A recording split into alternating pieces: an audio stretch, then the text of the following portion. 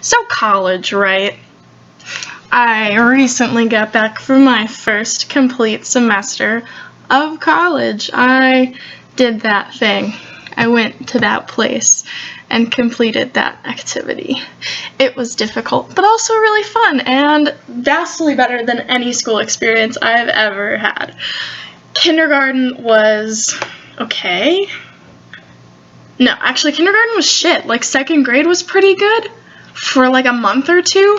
8th grade was top fucking notch. I owned that bitch. Like, but that's 8th grade though, and like, I was an asshole and like disgusting, and like, we didn't even talk about it. Like, if you knew me then, like, I'm so sorry. Like, please continue subtweeting me. Like, I deserve it. School was absolute shit though. Like, high school for me and for like pretty much everyone, high school is nasty. First thing, the freshman 15, it's not technically real. It really depends on what kind of lifestyle you're switching from. Like, sorry, this is weird. What if a neighbor comes by and is like, what the fuck is she doing? If you're like me, you were sitting around in your house all summer watching, like, Sweet Lolita vlogs and being like, why don't I have this skill and this consistent aesthetic, and just kind of like eating salt and vinegar chips and like crying about like Naomi Campbell. Like, that's what I did this summer. I didn't burn a whole lot of calories doing that, like, surprise. So going to college and like having to walk places like all the time, and like already being used to having control over like my food decisions, because like I think that's kind of part of it, is that like kids move out of their houses and they're like, my mom's not cooking me dinner anymore, so I guess I'm just going to eat constantly. Like, I was already eating constantly, so my body was just like, whatever, man, like, this is the same old shit we're used to K and pulling.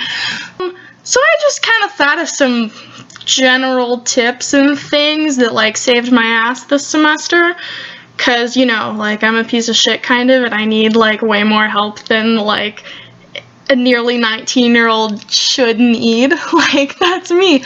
So, super general thing. Well, not super general, it's actually kind of specific. 3M command strips, that shit is so necessary. Like, move-in day. I mean, let's just start chronologically, am I right? Move-in day, you're just gonna be using these pieces of shit all the time. You've got posters to hang up, probably. I have 2 different Small Pools posters in my room and no other band posters because I'm a piece of shit. All of my furniture, like, mounted to the wall, and, like, hooks and stuff. I have a hook for my towel, we have a hook for our hand towel, like, all this shit. You're gonna need poster strips. Your roommate's gonna need poster strips. If you've got suite mates, they're gonna need poster strips. Like, you're just gonna be everyone's best friend in, like, an hour, and it's gonna be rad. Also, early moving in, getting your own printer is, like, totally worth it. I mean, it might be more expensive, like, it's probably definitely more expensive, but also you don't have to go, like, to the library, or to roommate can use it too, and they'll be like, that saves them some trouble, you know, and maybe you can get them to chip in for ink, and your friends and stuff, if they're, like, in a hurry, you can just be like, bro, I got you, I'm here for this purpose. It's great. It's great. They'll love you for it. Backing up a little bit to graduation, you're gonna get a shit ton of cash, probably. I got like a $500 check from my grandma, practically blew it all on like kawaii shit from like Blippo and Amazon, and like, I regret that now. Like, I'll look back in my bank statement and be like, why did I spend that $5 at Target that day? I need that to live. So like, when you get that grad money, like, just invest it, like, right away, or like put it into a separate bank account or something, because like all summer I was telling myself, I was like, yeah, I'm gonna go to this investor, it's gonna be great, I'm gonna be like one of those like 23-year-old entrepreneurs who already has like $1 million away in the bank and doesn't even need to do anything. That was gonna be me, but then I blew it all. So don't do that. You're gonna be like halfway through this semester and it's gonna be like, so I can buy my medications or I can buy food. The next thing, when you first move in before classes have started or anything, hopefully your college lets you move in like a few days early. Like, I know some of the colleges like let you move in on Saturday and then school's on Monday. And, like, that's not enough time for me, dude. Like, we moved in on Thursday morning. By Thursday night, I had like a bed and like some of my stuff unpacked, but like I wasn't fully moved in for like another week. I didn't know shit. Like, okay, but super important thing to do.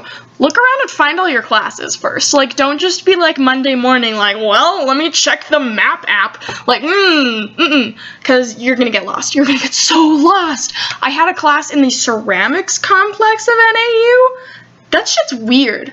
It looks like a fucking, like, post-apocalyptic, like, village hideout that, like, the rebels created. It's creepy, and, like, as cool as it sounds, it's creepy, and it's really far away, and I didn't realize that there was a bus to get over there, so I was taking my bike every day, like, up and down these ridiculous hills, like, wondering why I decided to do this to myself. Super glad that I went and found that one day before classes started. I think I took Saturday to just bike around campus, which was super awesome and good and like got me oriented. Find your classes, find the buildings at least, because they might be locked. I got really lucky and had 3 classes in the same building, social and behavioral sciences, because, you know, majors and stuff, they're all going to be in that same kind of place, which is really cool because once you get up there, like, all of your classes are going to be in the same place. Like, I'm finding that that's happening because I'm taking, like, 3 social behavioral science classes this semester, and they're, like, all right next to each other because they're, like, all kind of about the same thing, and that just kind of keeps happening, like, forever, so that's really cool. Making it to class. Okay, so, like, I know there's this thing about, like, how you can totally just show up to class whenever in your pajamas with a Starbucks and just sit in the back and watch Netflix all day, and as long as you're taking the tests, you're fine. And, like, I guess that's kind of true, like, you'll be fine, but it's also, like, super unprofessional, and, like, depending on the kind of image you want to give off, like, that can be rad, like, that can be your aesthetic. You can just walk into class really late and just not even care. Like, that's cool for you. If that's working for you, that's awesome, like, legit. However, I get freaked out. My psych professor, if people walked in late, he would be like, hey, how are you? Like, in the middle of the lecture. And I just, like, pictured myself as that person, like, standing there, like, walking in and having the professor, like, turn the class's attention to me and just being like, this is the time that I die. So I don't want that to happen to you. Also, if it's a smaller class, like, that the professor, like, takes attendance, like, personally, like, calls your name or passes a sheet around or that kind of thing, like, you're not gonna want to disappoint those people, right? Like, you walk in a minute late, and that professor that you look up to and all those people that you have really cool discussions with, they're gonna, like, turn around and just be like, you broke this family. You do not want that shit. You do not want that to happen to you. Okay, this is maybe, like, just a thing that worked for me, and, like, it's kind of random and doesn't even mean anything, but, like, the meal plan that I got was it had $300 dining dollars, so I could spend those, like, as debit, like, anywhere of the food places on campus, and then I got 10 meals a week, like, meal transfers, so, like, admission into the dining hall, or, like, whatever kind of special they have at the restaurants on campus.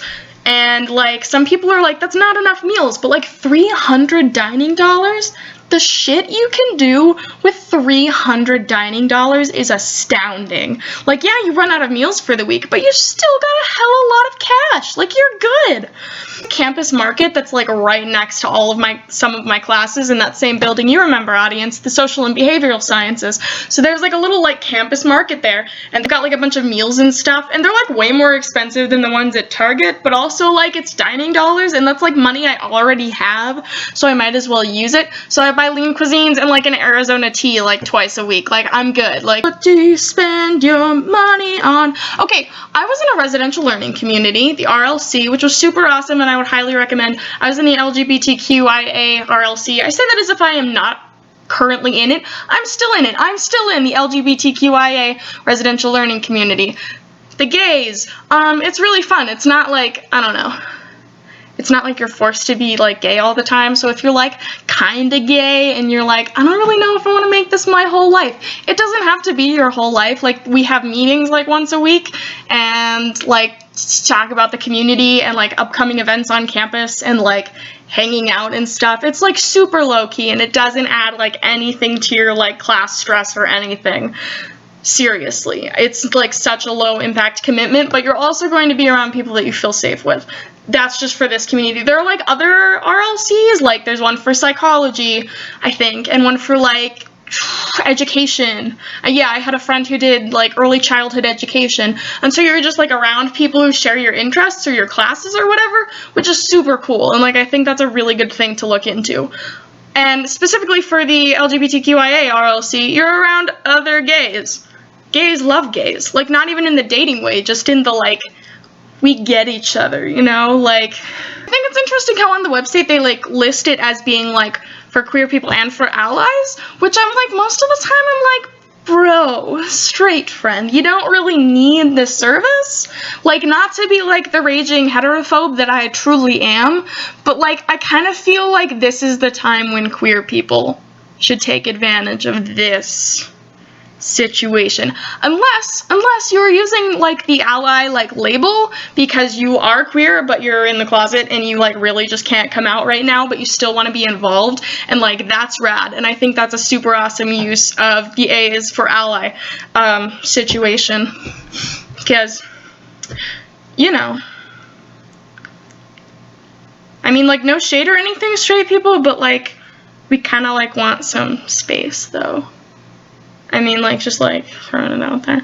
Before school even starts, they have, like, the clubs thing, the, like, fair, which, the club fair, I don't even know, student involvement, something, and there's, like, booths for, like, everything. It's so cool, and they, like, get all excited, like, telling you about it, and if you're, like, excited, too, they, like, get even more excited. They're, like, so glad you came, and they, like, just, like, want you to be part of their, like, family. They're, like, ready to invite you to Christmas dinner at that point. I would highly recommend going to that. I found out a bunch of clubs around campus, and when I told them that, like, I'm in the gay RLC, they're like, bro, join our queer-related club, or, like, the Associated Students for Women's Issues, and I'm like, I'm not really one of those, because, like, gender things.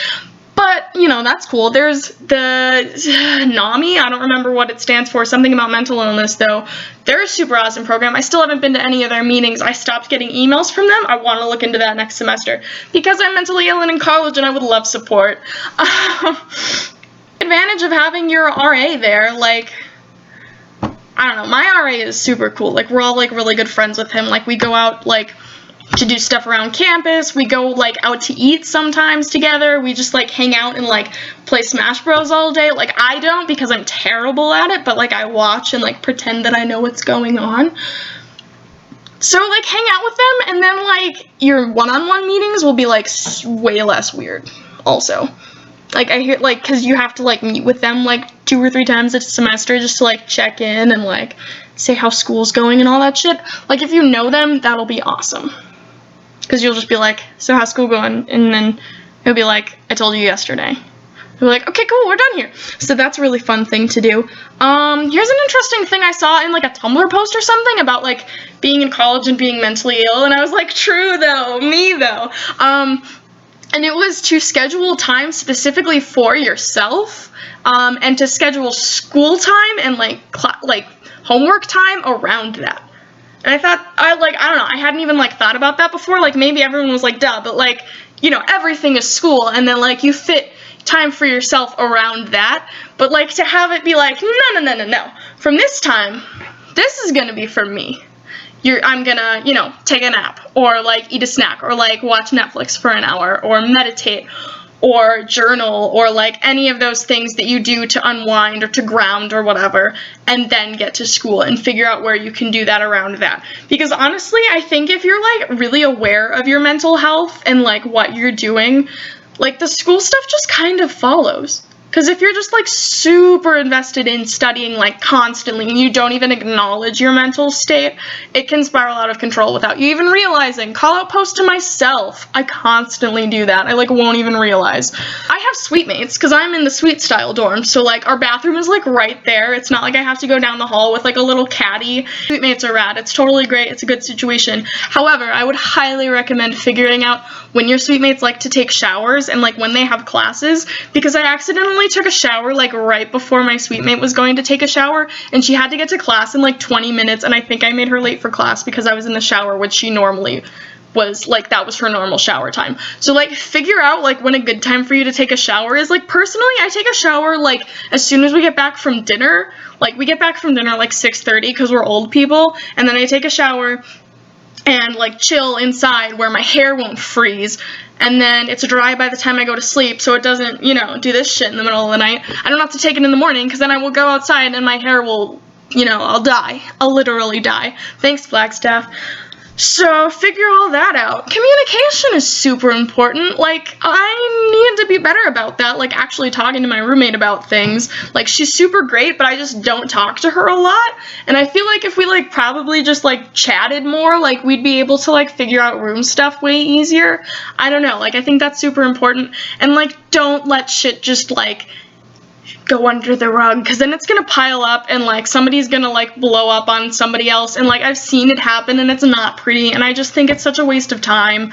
Like, this could be solved so much easier. Like, we're adults here, like, come on. So that's all the stuff I wrote down, and there's like way more I could say, but also this video is already like 20 minutes long. I mean, I'm gonna cut it down, so hopefully it's like not nearly that long, but I just ramble a lot because I think it's cute and quirky or something, and it's totally not.